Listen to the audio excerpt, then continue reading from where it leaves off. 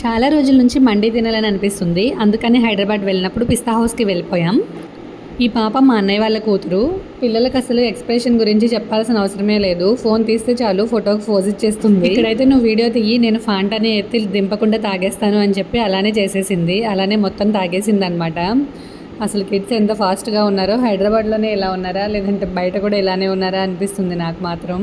ముందైతే స్టార్టర్స్ తిన్నాము కిందన, తర్వాత పైన మండీకి వెళ్దాము అని వచ్చాము. మొత్తం అంతా చూస్తున్నాము. మేము వెళ్ళింది సండే అనమాట. ఫుల్ రష్ ఉంది. మేము ఇక్కడ మొత్తం చూసుకుని టేస్ట్ చేసిన ఐటమ్స్లో మాకు బాగా నచ్చింది చికెన్ సలాడ్, అలాగే నాకైతే చికెన్ పాప్కార్న్ నచ్చింది.